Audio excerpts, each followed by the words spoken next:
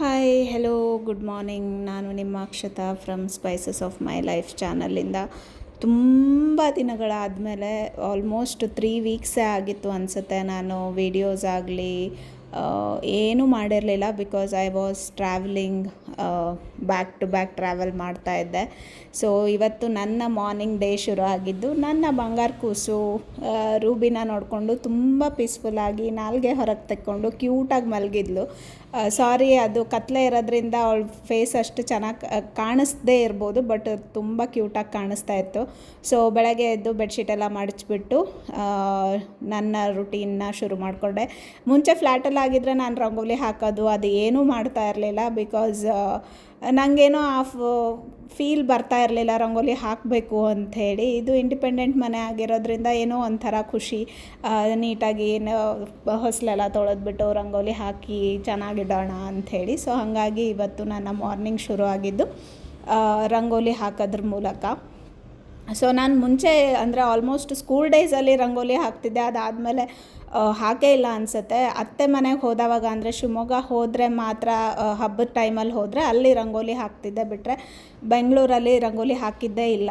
So rangoli ಎಲ್ಲ ಹಾಕಿಬಿಟ್ಟು ಮತ್ತೆ ವಾಪಸ್ ನಂದು ಡಿಟಾಕ್ಸ್ ಡ್ರಿಂಕನ್ನು ಶುರು ಮಾಡಿದ್ದೀನಿ. ಸೊ ಡಿಟಾಕ್ಸ್ ಡ್ರಿಂಕನ್ನು ಸ್ವಲ್ಪ ಹೊತ್ತು ಕುತ್ಕೊಂಡು ಕುಡಿದು ಪಾತ್ರೆಗಳೆಲ್ಲ ಇತ್ತು ಸುಮಾರೆಲ್ಲ. ಸೊ ಪಾತ್ರೆ ಎಲ್ಲ ತೊಳಿತಾ ಇದ್ದೀನಿ. ಸೊ ಈ ಡಿಟಾಕ್ಸ್ ಡ್ರಿಂಕ್ ಕುಡಿಯುವಾಗ ರೂಬಿಗೊಂದು ಅಭ್ಯಾಸ, ಅವಳು ಹೊರಗಡೆ ಹೋಗಿ ಗೇಟನ್ನು ನೋಡ್ಕೊಂಡು ಕುತ್ಕೊಂಡಿರ್ತಾಳೆ. ಇವತ್ತಂತೂ ಆಲ್ಮೋಸ್ಟ್ ನಾನು ಆಫೀಸಿಗೆ ಹೋಗೋವರೆಗೂ ಅವಳು ಕುತ್ಕೊಂಡಿದ್ಲು. ಅವಳನ್ನು ಒಳಗಡೆ ಕರ್ಸೋದಕ್ಕೆ ಒಂದು ಹರಸಾಹಸ ಮಾಡಿದ್ದೀನಿ. ಅಷ್ಟಿಷ್ಟಲ್ಲ, ಒಳಗಡೆ ಬರೋಕ್ಕೆ ಕೇಳ್ತಾ ಇಲ್ಲ. ಅವಳಿಗೆ ಶಿವಮೊಗ್ಗ ಮನೆ ಫೀಲೇ ಕೊಡ್ತಾ ಇದೆ ಅಂತ ಅನಿಸುತ್ತೆ, ಖುಷಿ ಆಗ್ತಿದೆ ಅನಿಸುತ್ತೆ. ಬಟ್ ಅವಳ ಖುಷಿ ನೋಡಿ ನಾನು ತುಂಬ ಖುಷಿ ಪಡ್ತಾ ಇದ್ದೀನಿ. ಆಲ್ಮೋಸ್ಟ್ ಒಂದು 2 to 3 hours ಅವಳು ಹೊರಗಡೆ ಕೂತಿದ್ಲು. ಆಮೇಲೆ ಒಳಗಡೆ ಕರ್ಸೋಕ್ಕೆ ನನಗೆ ಬೆಕ್ಕಿನ ಸೌಂಡು ಮಾಡಿಬಿಟ್ಟು ಅವಳನ್ನು ಒಳಗಡೆ ಕರೆದು ಆಮೇಲೆ ಲಾಕ್ ಮಾಡಿಬಿಟ್ಟು ಹೋಗಬೇಕಾದಂಥ ಪರಿಸ್ಥಿತಿ ಬಂತು. ಬಟ್ ಆಮೇಲೆ ಅವಳು ಮನೆ ಒಳಗಡೆ ಇದ್ಮೇಲೆ ಏನೂ ಮಾಡಲ್ಲ, ಚಂದ ನಿದ್ದೆ ಹೊಡಿತಾಳೆ ಅವರಪ್ಪ ಬರೋವರೆಗೂ.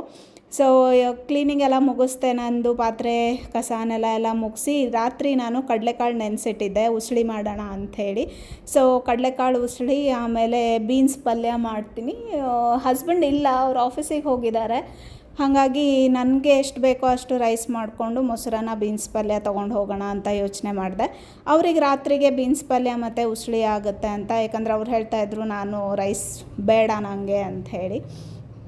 ಇವತ್ತಿಂದ ಡಯಟು ಅಂತ ಅಂದ್ಕೊಂಡಿದ್ದೀನಿ, ಸ್ವಲ್ಪನೇ ರೈಸ್ ತಿನ್ನೋದು. ಬಾಕಿ ಮೋಸ್ಟ್ ಕ್ವಾಂಟಿಟಿ ಬಂದುಬಿಟ್ಟು ಈ ಕಾಳುಗಳು, ತರಕಾರಿಗಳು, ರಾಗಿ ಗಂಜಿ ಆ ಥರ ಮಾಡಿಕೊಂಡು ಡಯಟ್ ಶುರು ಮಾಡೋಣ ಅಂತ ಶುರು ಮಾಡಿದ್ದೀನಿ. ಲೆಟ್ಸ್ ಹೋಪ್ ಕಂಟಿನ್ಯೂ ಆಗಲಿ ಅಂತ ಅಂದ್ಕೊಂಡಿದ್ದೀನಿ. ಸೊ ಇವಾಗ ನಾನು ಬೀನ್ಸ್ ಪಲ್ಯಕ್ಕೆ ಆ್ಯಸ್ ಯೂಶ್ವಲ್ ಒಗ್ಗರಣೆ ಹಾಕಿದೆ. ಕಡಲೆಬೇಳೆ, ಉದ್ದಿನಬೇಳೆ, ಸಾಸಿವೆ, ಜೀರಿಗೆ, ಹಸಿಮೆಣಸು, ಕರಿಬೇವು ಎಲ್ಲ ಹಾಕಿ ಬೀನ್ಸ್ ಪಲ್ಯ ಮಾಡ್ತಾಯಿದ್ದೀನಿ.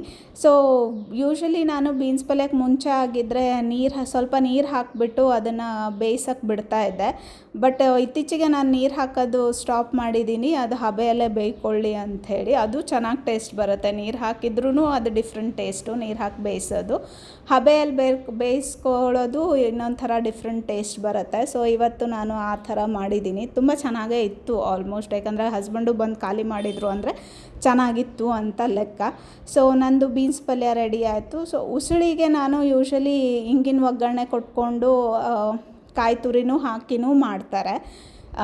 ಈ ಏನಪ್ಪ ಪೂಜೆ ದಿನ ಎಲ್ಲ ಮಾಡ್ತಾರಲ್ಲ, ಸೊ ಆ ಥರನೂ ಮಾಡ್ತಾರೆ. ನಾನಿವತ್ತು ನನ್ನ ಹಸ್ಬೆಂಡ್ಗೆ ಬೆಳ್ಳುಳ್ಳಿ ಒಗ್ಗರಣೆ, ಈರುಳ್ಳಿ ಬೆಳ್ಳುಳ್ಳಿ ಒಗ್ಗರಣೆ ಹಾಕಿದರೆ ಇಷ್ಟ ಆಗುತ್ತೆ ಅಂಥೇಳಿ ಇವತ್ತು ಆ ಥರ ಉಸುಳಿ ಮಾಡ್ತಾಯಿದ್ದೀನಿ. ಸೊ ತುಂಬ ಬೆಳ್ಳುಳ್ಳಿ ಎಲ್ಲ ಬಿಡಿಸ್ಕೊಂಬಿಟ್ಟು ಬೆಳ್ಳುಳ್ಳಿ ಹಾಕಿ ಆಲ್ಮೋಸ್ಟ್ ಒಂದು ಬ್ರೌನ್ ಕಲರ್ ಆಗೋವರೆಗೂ ಫ್ರೈ ಮಾಡ್ಕೊಂಡಾದಮೇಲೆ ಅದಕ್ಕೆ ಹಸಿಮೆಣಸು, ಕರಿಬೇವು ಹಾಕ್ಕೊಂಡು ಮತ್ತೆ ಇನ್ನೊಂದು ಸತಿ ತಾಳಿಸ್ಕೊಂಡು ಈರುಳ್ಳಿ ಹಾಕೋವಂಥದ್ದು. ಈರುಳ್ಳಿನೂ ಆಲ್ಮೋಸ್ಟ್ ಒಂದು ಬ್ರೌನ್ ಕಲರ್ ಬರೋವರೆಗೂ ನೀವು ತಾಳಿಸ್ಕೊಂಡ್ರೆ ಟೇಸ್ಟು ಚೆನ್ನಾಗಿ ಬರುತ್ತೆ. ಸೊ ಈರುಳ್ಳಿ ಎಲ್ಲ ಹಾಕಿ ಉಪ್ಪು, ಅರಶಿನ, ಅದಕ್ಕೆ ಏನೇನು ಬೇಕೋ ಅದೆಲ್ಲ ಹಾಕಿಬಿಟ್ಟು ಕೊನೆಗೆ ನಾನು ಕಡಲೆಕಾಳನ್ನು ಆ್ಯಡ್ ಮಾಡಿದ್ದೆ. ಕಡಲೆಕಾಳಿಗೆ ಆಲ್ರೆಡಿ ನಾನು ಆವಾಗಲೇ ಹೇಳ್ದಂಗೆ ಉಪ್ಪು ಹಾಕ್ಕೊಂಡು ಬೇಯಿಸ್ಕೊಂಡಿಟ್ಟಿದ್ದೆ. ಬರೀ ಇವಾಗ ಈರುಳ್ಳಿ ಒಗ್ಗರಣೆಗೆ ಎಷ್ಟು ಬೇಕು ಉಪ್ಪು ಅಷ್ಟು ಹಾಕ್ಕೊಂಡು ಇವಾಗ ಕಡಲೆಕಾಳು ಹಾಕ್ಕೊಂಡು ನೀಟಾಗಿ ಫ್ರೈ ಮಾಡಿಕೊಂಡೆ. ಆಮೇಲೆ ಆ್ಯಸ್ ಯೂಶ್ವಲ್ ನಂದು ಕೊತ್ತಂಬರಿ ಬೇಕೇ ಬೇಕು. ಸ್ವಲ್ಪ ಕೊತ್ತಂಬರಿ ಉಸುಳಿಗೆ, ಆಮೇಲೆ ಸ್ವಲ್ಪ ಕೊತ್ತಂಬರಿ ಬೀನ್ಸ್ ಪಲ್ಯಕ್ಕೆ ಹಾಕ್ಕೊಂಡು ಮಿಕ್ಸ್ ಮಾಡಿಕೊಂಡೆ.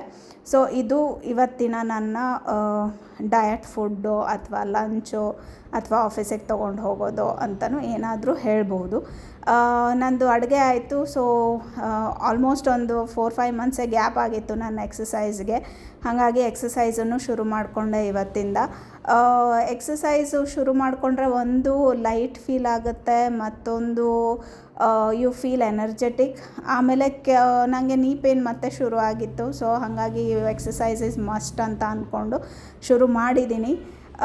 ಎಕ್ಸಸೈಸ್ ನೀವು ಹಳೆ ವೀಡಿಯೋಸಲ್ಲೂ ನೋಡಿರ್ಬೋದು. ಇದು ನಾನು ಆ್ಯಸ್ ಯೂಶ್ವಲ್ ಮಾಡೋ ಅಂಥ ಎಕ್ಸಸೈಸೇ, there is no different. So warm up ಮಾಡ್ತೀನಿ, ಸೂರ್ಯ ನಮಸ್ಕಾರ ಮಾಡ್ತೀನಿ, ಅದಾದಮೇಲೆ ಕೆಲವೊಂದೆಲ್ಲ ಸ್ಟ್ರೆಚಸ್ ಎಲ್ಲ ಮಾಡಿಬಿಟ್ಟು ಆಮೇಲೆ ಒಂದು 5 ಮಿನಿಟ್ಸ್ ಟೈಮ್ ಇದ್ದರೆ 5 ಮಿನಿಟ್ಸ್ ಮೆಡಿಟೇಷನ್ ಮಾಡ್ತೀನಿ. ಇಲ್ಲ ಅಂದರೆ ಅದು ಮಾಡೋಕ್ಕೆ ಹೋಗಲ್ಲ. ಇವತ್ತು ಸ್ವಲ್ಪ ಟೈಮ್ ಇತ್ತು, ಹಾಗಾಗಿ ಮೆಡಿಟೇಷನ್ ಎಲ್ಲ ಮಾಡಿಕೊಂಡು ನನ್ನ ಎಕ್ಸಸೈಸು ರುಟೀನ್ನ ಸ್ಟಾರ್ಟ್ ಮಾಡಿದೆ ಒನ್ಸ್ ಅಗೇನ್. ಎಕ್ಸಸೈಸು ಯಾಕೆ ಇಂಪಾರ್ಟೆಂಟು ಅನ್ನೋದನ್ನು ನಾನು ಮುಂಚೆನೂ ಹೇಳಿದ್ದೆ, ಬಟ್ ಇವತ್ತು ನಾನು ಮಾಡಿದವಾಗ ತುಂಬಾ ಲೈಟ್ ಫೀಲ್ ಆಯಿತು. ಫುಡ್ಡು ಅಷ್ಟೇ. ಇವತ್ತು ನಾನು ಸ್ವಲ್ಪನೇ ರೈಸ್ ತೊಗೊಂಡು ಹೋಗಿದ್ದೆ, ಅದು curd rice. I love curd rice by the way. So ಅದು ತಿಂದು ಮತ್ತೆ ನಾನು ಹಳೆ ವಿಡಿಯೋದಲ್ಲಿ ಹೇಳಿದ್ನ ಇಲ್ವೋ ನೆನಪಿಲ್ಲ, ಆಲ್ಮೋಸ್ಟ್ ಒಂದು 2 to 3 ಮಂತ್ಸಿಂದ ನಾನು 6:30ಗೆ ನನ್ನ ಡಿನ್ನರ್ನ ಮುಗಿಸ್ತಾ ಇದ್ದೆ. ಅದಾದಮೇಲೆ ನಾನು ಏನೂ ತಿಂತಾ ಇರಲಿಲ್ಲ ಸಾಲಿಡ್ ಫುಡ್ಡು.